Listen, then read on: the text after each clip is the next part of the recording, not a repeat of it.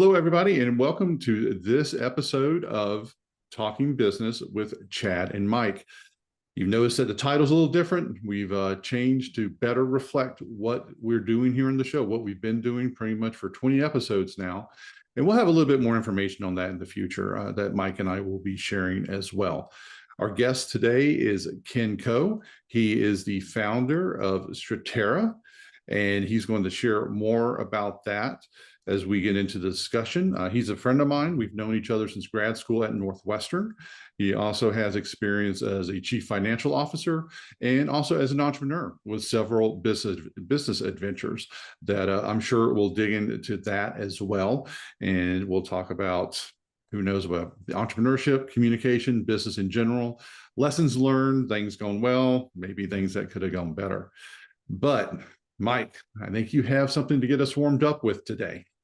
So hello, everyone, and I'll re-echo what Chad said. So this is welcome to Talking Business with Chad and Mike.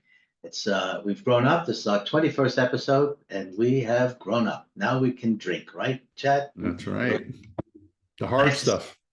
It is indeed. Nice to meet you, Ken. And so a little bit of an icebreaker just to get things going. What kind of fruit? What's your favorite fruit and why? How about that? Did you expect that question? I don't think so. I did not. Favorite food would have to be anything Italian. Oh, no, fruit. Fruit. No, fruit. Fruit. Well, by the way, I love Italian food too. And if I was asked that question about food, I'd probably say Italian. But actually, it's fruit. Fruit. Blueberries. I probably consume 100 blueberries a day, one way or another. Cool. How has that always been like a favorite of yours? No. As a child, it was always bananas, but for some reason, as an adult, I just got hooked on blueberries. I'm a man of routine, and so every morning it's oatmeal and blueberries. Okay. I love blueberries. Give me strawberries, give me raspberries, give me blackberries. I'm a berry guy. I am a berry guy. Yeah. Well, now that we've cleared that up, that he loves blueberries, I can go with that. Chad, can you go with blueberries as well? I do eat blueberries almost every morning in my little berry cup, but for favorite fruit for me is actually watermelon. I've always loved watermelon. It's just something I could sit there and knock out an entire watermelon all by myself. And for some reason, the ones with seeds taste better. Well, we better be careful because we could turn this whole conversation into fruits. Because yes, but let's move on. Let's get a little more serious, Chad. Ask him some questions. Oh, so what's your fruit? Me? Yeah. Well, I'll tell you a story. I love fruit of all kind, and I'm going to tell you a quick story. When I was a kid, and we were up in what we called a bungalow colony, which was up in the Catskills, where we'd have sort of like I don't know, think of it as a cabin, and there were any number of cabins, and it was very basic. And every week, the fruit truck man came on, and he had this flatbed truck and sort of like pyramid, and he had every kind of fruit you could imagine. And in those days, fruit was always seasonal. Like you wouldn't find watermelon in the winter, you wouldn't find blueberries in the winter. But he had every kind of fruit imaginable, and he happened to like my grandmother. So much so that I could choose any fruit that I wanted to eat. So give me apricots, give me plums, give me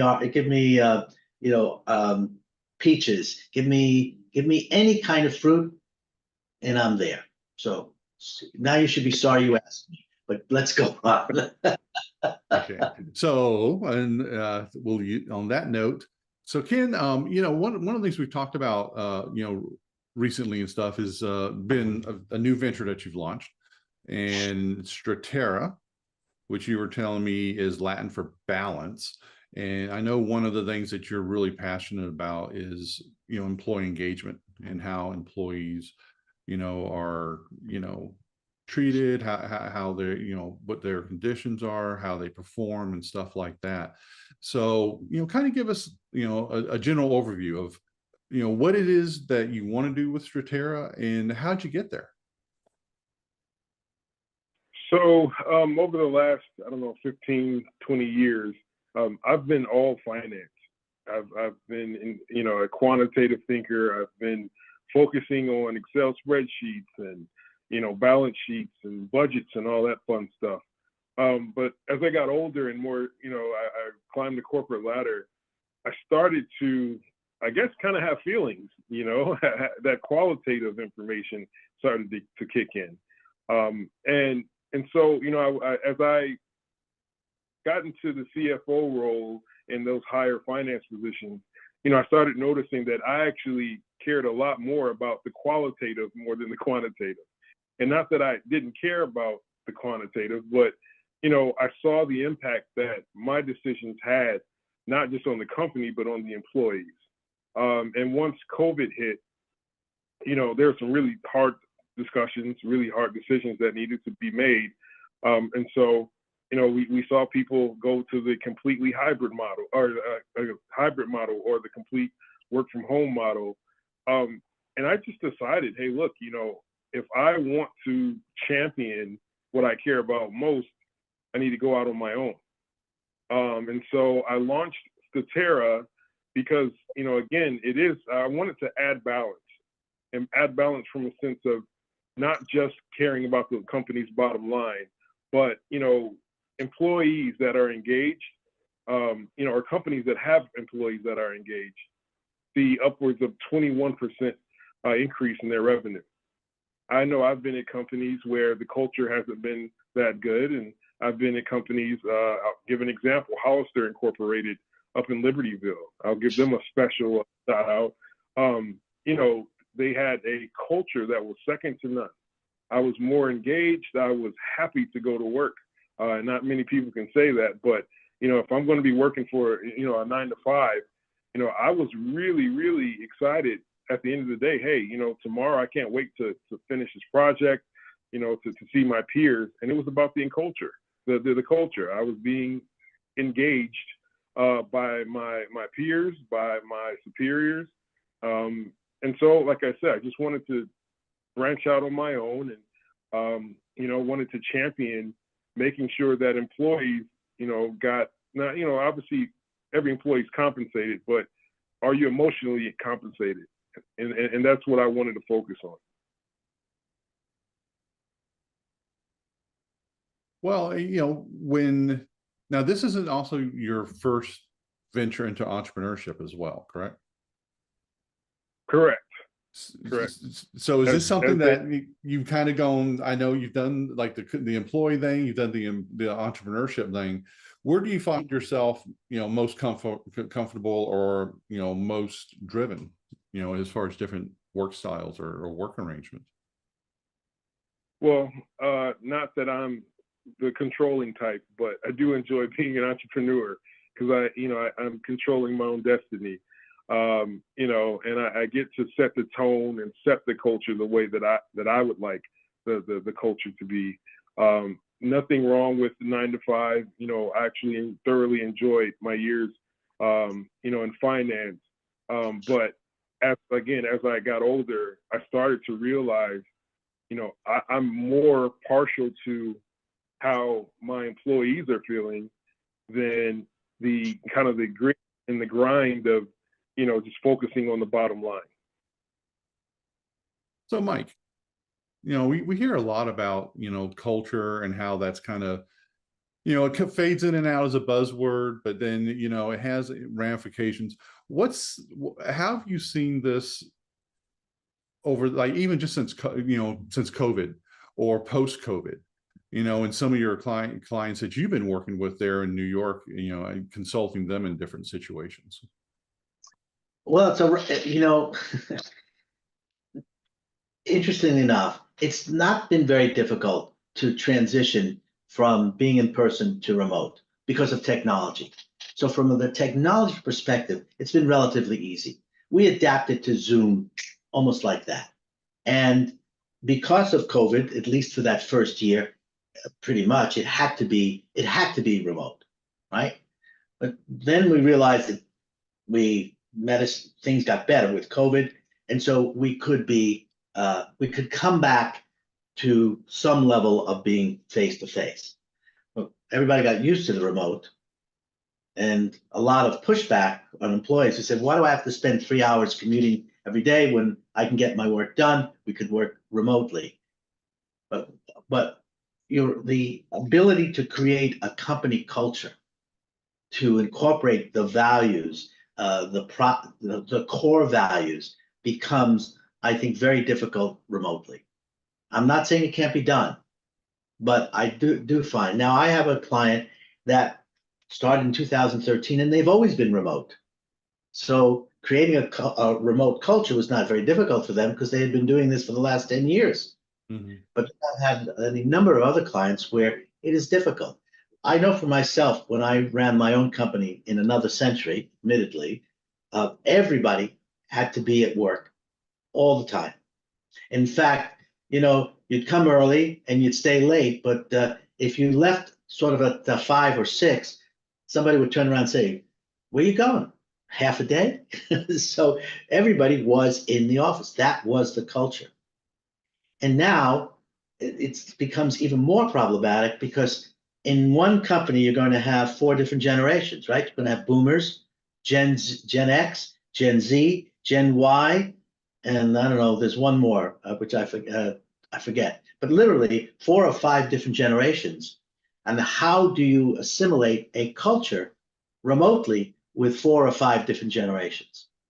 So I think it's a tremendous struggle these days. It's not just, it's not just commuting. I think it's very difficult, but people manage, obviously. So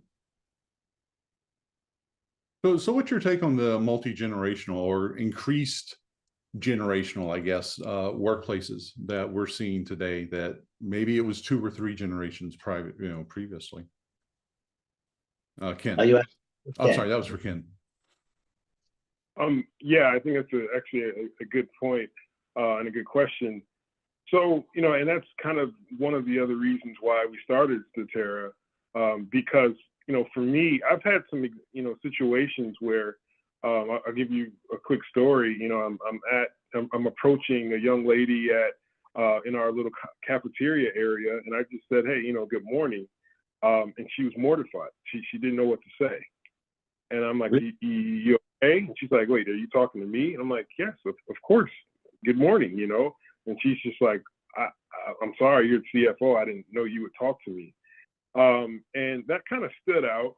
And so, me, of course, the average, CFO is I want to say 54.6 years of age. I'm quite a bit beneath that. And so, I've actually had my, issues with, certain positions and hiring managers saying, "Hey, thinking, how old are you again?" Or questioning, certain things that are pertinent to my age. I think that while it is a challenge to kind of bridge those gaps between generations, I'm a firm believer in, finding those, someone's likeness or someone's, some of the things that connect us more so than disconnect us. And, my bosses have always been, the CEO, or, someone who's been in their career 25 plus years. And there's a huge age gap, but one of the things that I actually helped implement at one of my companies was, just breakfast with the CEO. And so that the kind of the frontline workers that were in their late teens, early 20s, the middle managers that are in their 30s and 40s, had an opportunity to hear from upper management and kind of understand, hey, we're all the same. We all have to put our clothes on. We all have the same commute. We all, maybe we like the Bears, maybe we like the Packers, maybe we like the Giants, maybe we like the Jets. And so I think that I found it very interesting. So much so that, again, that's part of our mission is to bridge the gap between, the generations, because while it's difficult, I don't think it's insurmountable at all. Yeah, I would agree with you. It's not, but I would think that part of that solution of sort of closing the gap between different generations is basically giving up generalizations. Yeah. Right? Yeah, absolutely. We generalize about boomers, we generalize about Gen X, we generalize about millennials, we generalize about every one of those groups. And I think the task in getting, a culture is to give up the generalizations and see people as individuals who make up a group, but not necessarily, sort of like just a generalization. I think that's really key to creating a culture, giving it up. Spot on. I mean, and that's something actually me and Chad learned quite a bit about in our cohort. Those implicit biases that we all have, right? Oftentimes, and I'm guilty of it myself. I go into my favorite restaurant, and maybe a summer worker is there, and I'm like, this kid is 16. Like, please make sure that my order's right. And I have to catch myself, like, nope, he's capable, she's capable. No matter the age. So you're spot on. Those generalizations can get us in trouble. And those are the things that, those are the difficult conversations to have. However, I think we're at a point where, they're necessary. And, we've had, with some of our clients, those are conversations that they've been willing to have and have really, they've welcomed them. It's interesting, Ken. I think one of the biggest issues that I have found with the companies that I work with, when they talk about merging the different groups, in other words, the Gen Zs and et cetera, is work ethic. How do you deal with?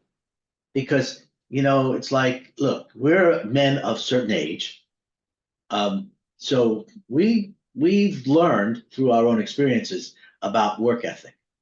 And I'm sure we have some very strong work ethics here. But how does Statera, which is looking for balance and looking to, to make things work, how do you deal with the issue of work ethics and the difference of how different groups have different approaches to that?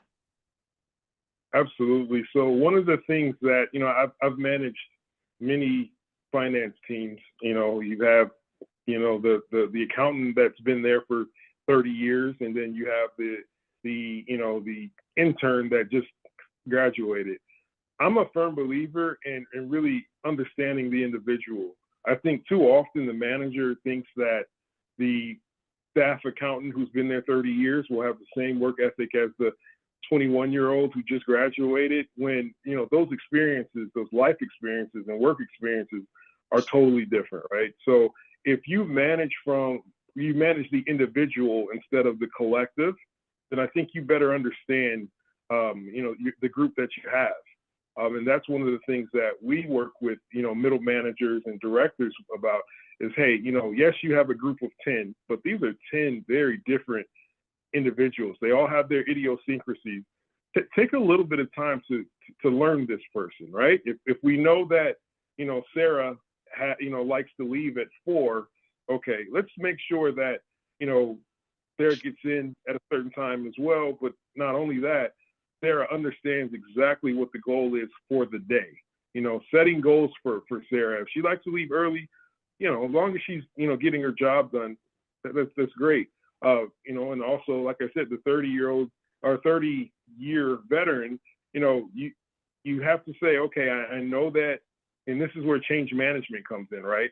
I know that you've been here, you've done everything the way you needed to do it, but, there's going to be some pivots, and helping them understand and empowering them to understand maybe a new ERP system or, a new function in Excel, but empowering them to learn that, not just telling them to do it, giving them, hey, you and I go through this together.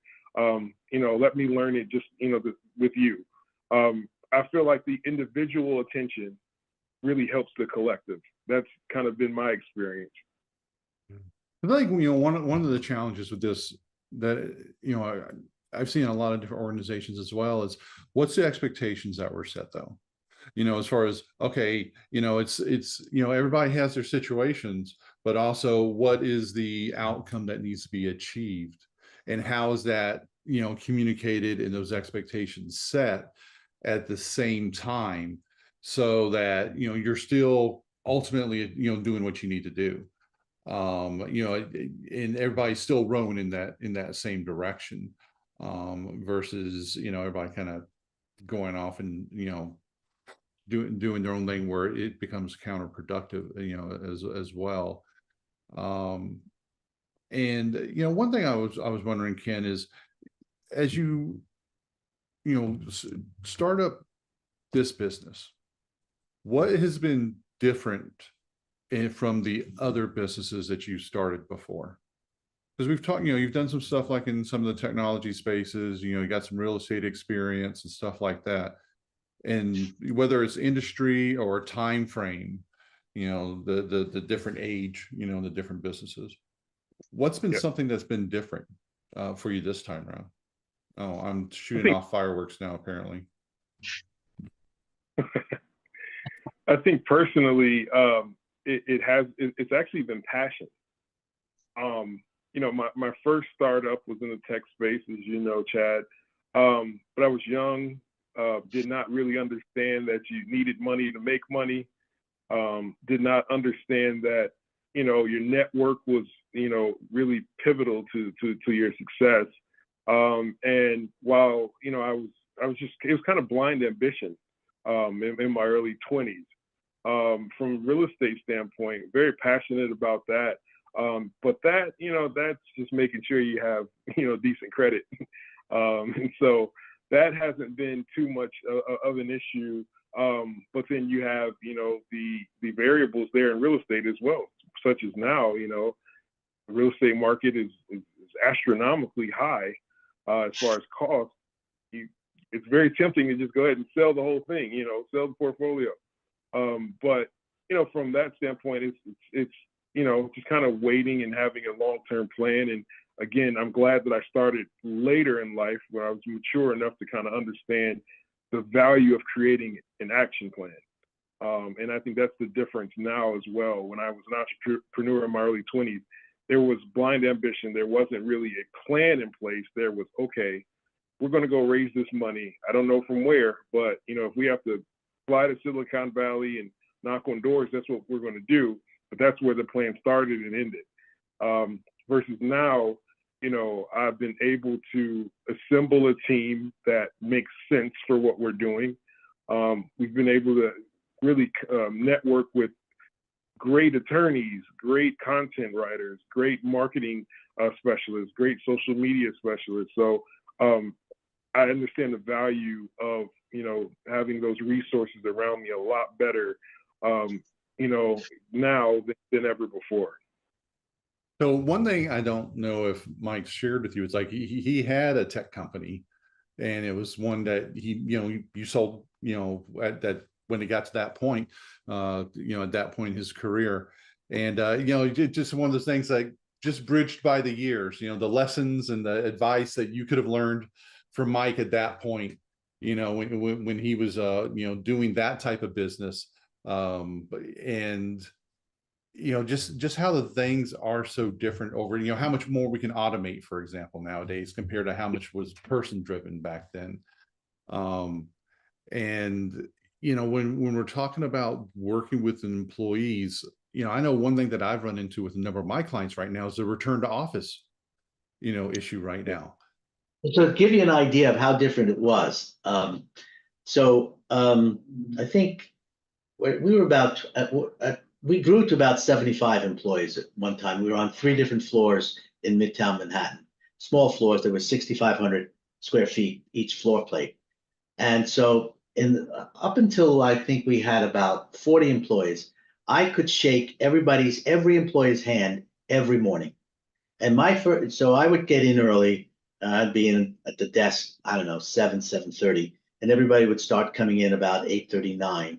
And I literally, for the first hour of every morning, I walked around and I shook hands with every employee in the company. And now I don't think you can physically do that anymore. You're not, it's whatever, things have changed. But when I did, I got a chance to look somebody in the eye and say, how are you this morning? How's it going? What's your plan for the day? What's happening? And that was a very personal thing. Now, once we got past 40 employees, it became difficult. I couldn't do everybody in the same day. I could do a group. But, now today, if you're in a remote type of situation, you can't reach across the screen and shake someone's hand. You can't look in their eye that closely. So it's like it's so much more difficult to make that emotional connection. So that one of the lessons I've learned is, you've got to make an emotional connection with your employee. Like you said that earlier in the conversation when you talked about the young lady who you said good morning to, and she couldn't even fathom why you had actually spoken to her. But I think emotional connections are really important. On the other hand, the balance of that is can't make that much of an emotional connection. Because if you make too much of an emotional connection, then it's not you go across that boundary of professionalism. And that's the other thing. So I'll ask you this, Ken, how do you handle that boundary between emotional and professionalism in today's world? Honestly, I keep it brief. I keep it very short, and it's not. I'm not being, I'm not being succinct in a rude way. But I do understand that in today's landscape, sometimes lines get blurred, and I say enough and I engage enough, just enough to make that person feel, feel acknowledged, and I make sure that I keep it to your point as what you used to do, to say, hey, what do you have going on today? Does your department need anything?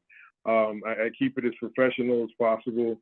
Every once in a while, depending on my audience, we'll make a quick joke about sports. But I think it is important at any level to maintain the professionalism, just so that people aren't, because there are people that will take advantage, obviously. But then again, there are people that aren't really receptive to getting the daily hello, I found as well. And so for me, I decided to just kill them with kindness and hey, it's okay. Today will be a great day for you. And I keep going. So I think just being succinct in your conversation, being as professional as possible, that has, that's been helpful. Okay. Here's a what if for everybody, for both Ken and Mike here. This is a common thing that I'm running into right now, where a younger employee will tell a more, senior person, they don't know what they're talking about. And it'd be flat out to their face, or that they are not going to come into the office.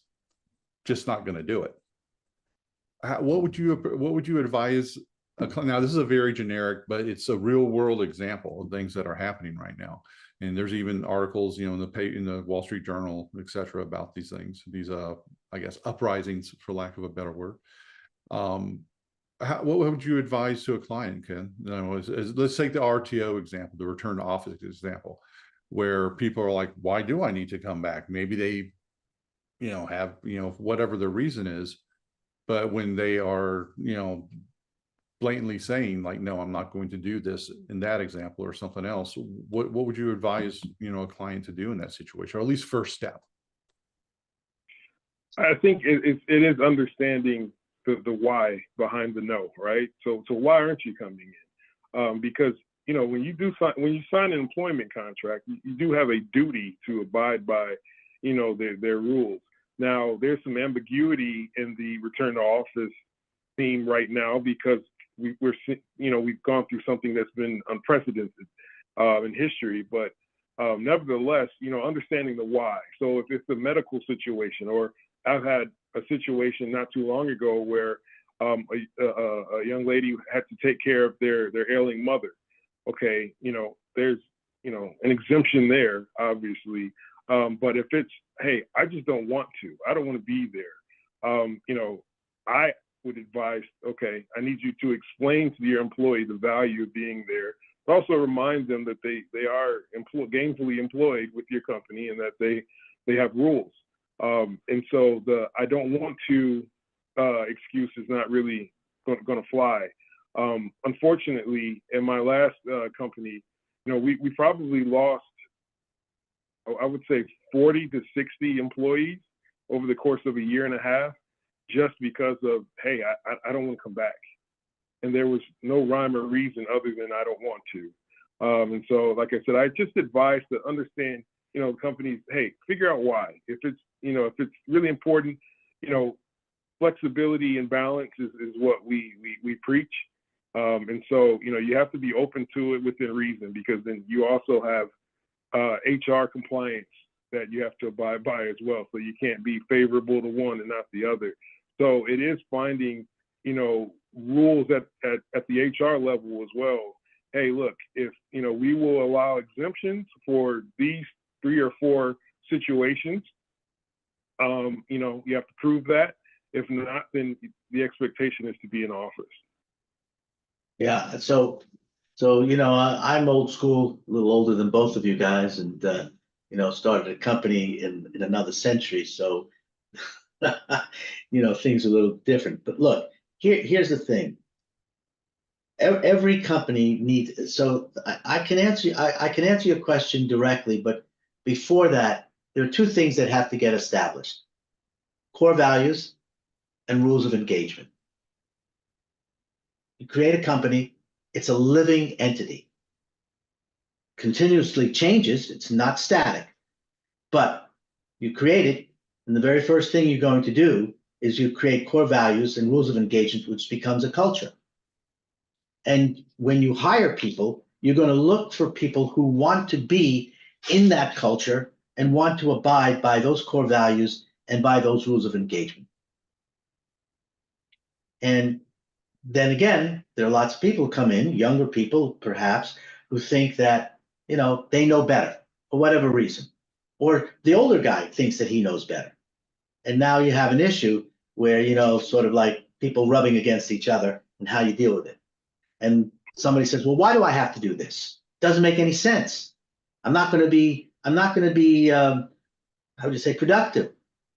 If I stay home and I do this work, I'll be productive. Don't you want that level of productivity? Or do you just want me to mindlessly come and stay in the office and waste the time, and I give you X hours less of my productivity?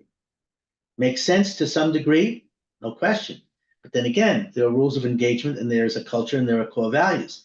And so that's the struggle, is to basically make sure that that's happening. Look, I just been this week, actually, I had one client tell me that they hired a new systems engineer and supposed to be in at 9 o'clock, and the very first day comes in an hour late, very first day of work. Okay, what do? You write him up, so I mean, do you fire him immediately? Do you give him a long leash? I have another client that, I think very similar thing. Hired a new young person, and same thing.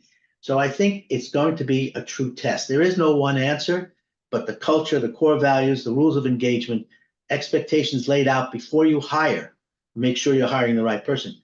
Then, yeah, an old guy like me would have just said, in that other century, fire him. Business is not a democracy. And that's really, I think, what people have to understand. It's not like it's not a democracy. You do have a right to vote in an organization, but it's not quite the same as being in a democracy, in my opinion. Mm-hmm. I believe businesses have certain, I know there are lots of different types of organizations, flat organizations, hierarchical organizations. You just have to figure out what type of organization you're in. Some of the other issues I'm sure you're dealing with are like transparency. How transparent should an organization be? Yeah, it's it's one of those, all of those are obviously different topics as far as what are the expectations, what are the what are the rules, going back to the return to office situation. One of the biggest mistakes that organizations made was they gave definitive answers to situations they didn't understand. It's like, oh yeah, this is going to be our new normal. Everybody bug out, go home. That's how we're going to do it from now on. And they didn't know what from now on was. and they made, a lot of them made these very definitive statements. And as employers, they have that flexibility to be like, you know what, stuff's changed, we're changing this. But it was more of what was the setup, and what did people think that was going to be like moving forward. And that's some of the situations that they find themselves in unwinding now. Is, okay, we said this, yeah, we can like swing the hammer and say that, but then they may be in situations where they're losing key talent at the same time, that goes to another organization that'll work somewhere. And then there's some industries that are more resistant to doing working remotely or a hybrid or something like that than others are.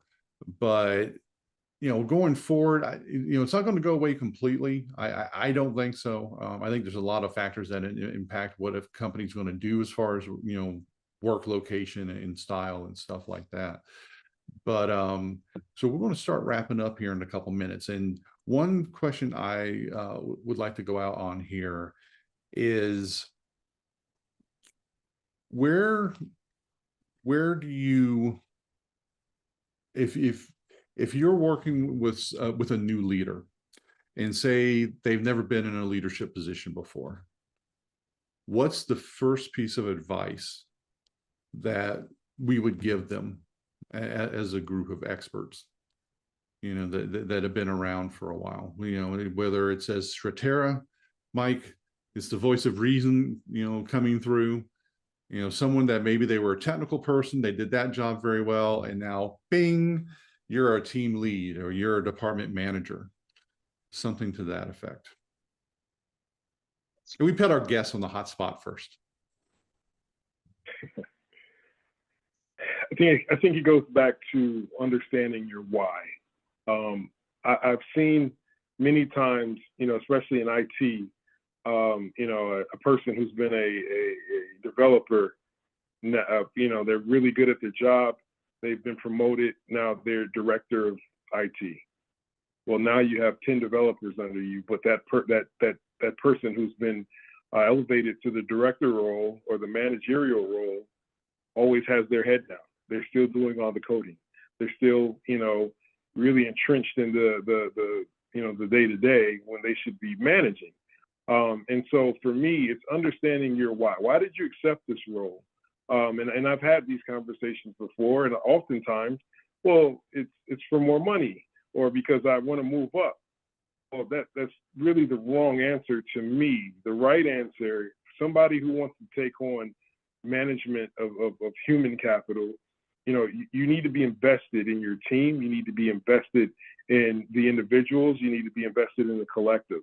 So my 2 cents, my advice to a newly, crowned or newly appointed manager would be, understand your why, and make sure your why has something to do with the people you're managing, or just the qualitative part of management. Because again, if you're just a director and you're just doing the work, you're not really a director. You're just now the highest paid, analyst or developer. So understand the why, and make sure that your team is the focal point. So Mike, what's your spin on this? Well, first thing, I think I've said this earlier in the conversation. I think someone starting a company, and they have an idea, they have some money, however they get it. The first very thing is, when you hire your first 2-3 people, you've got to sit down and understand, what are the core values? Where are you now? Where do you want to get to? What are some of the steps along the way to get to that end goal? So for instance, a guy starts a business and he says, my core, what's the core value? And I'll tell you how people, I have a very simple approach to how people can grow a company. Because the first thing really is like your why. Ken is appropriate. Why? Why are you doing this? Okay. Then what are the core values? So first few hires have to know exactly your why, embrace your why, and then together create core values. And then together understand where you are now, where you want to get to, and what are the steps along the way to get to that end point. That's the best advice I would give. And I want to draw a picture for you guys.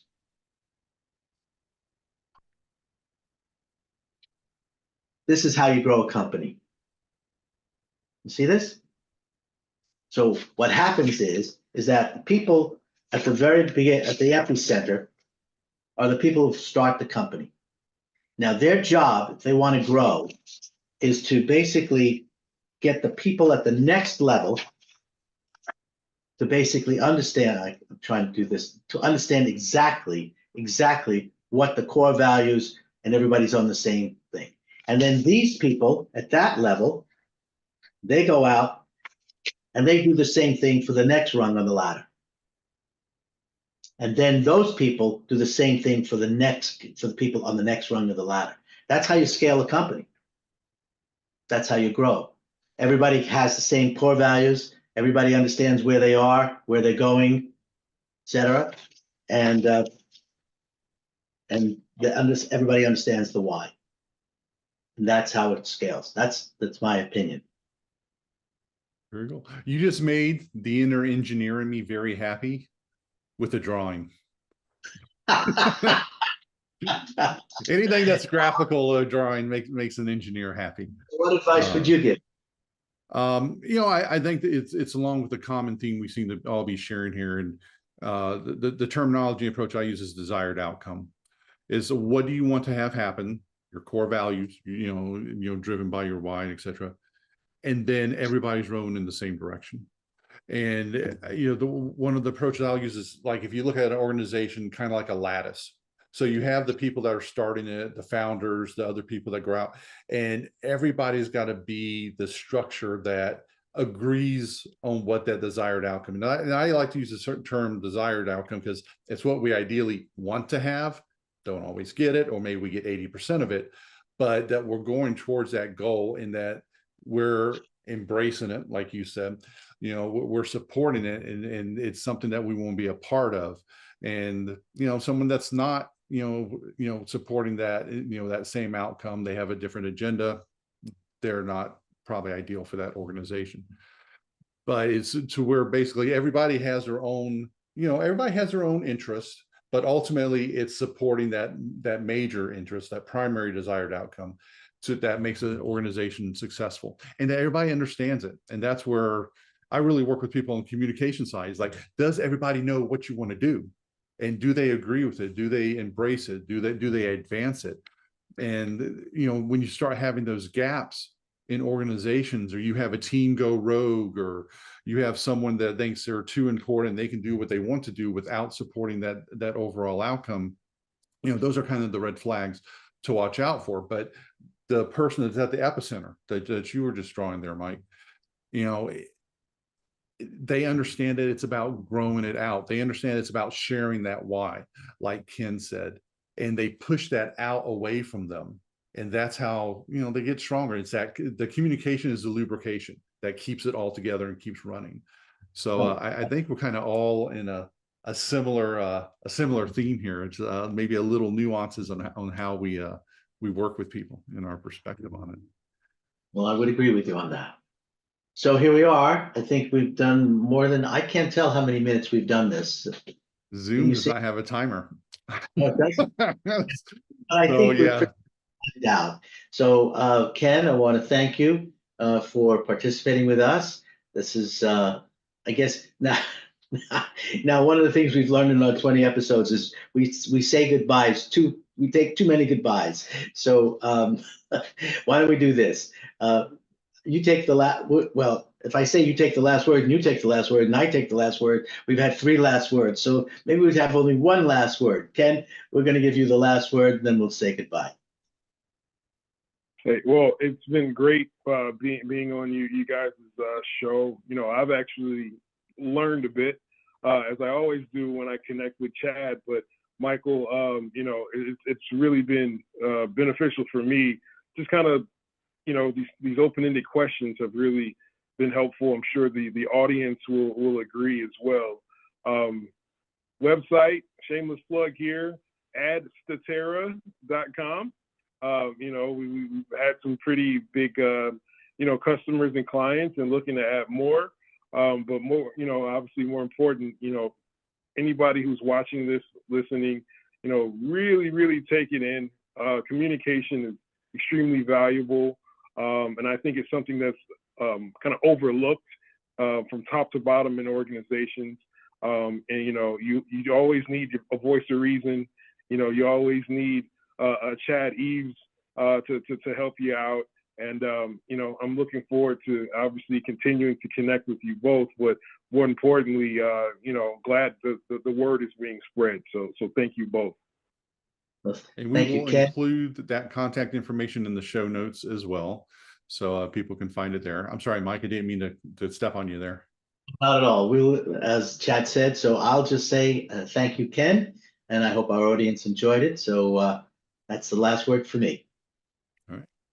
Everybody have a good weekend. And with that, we are done.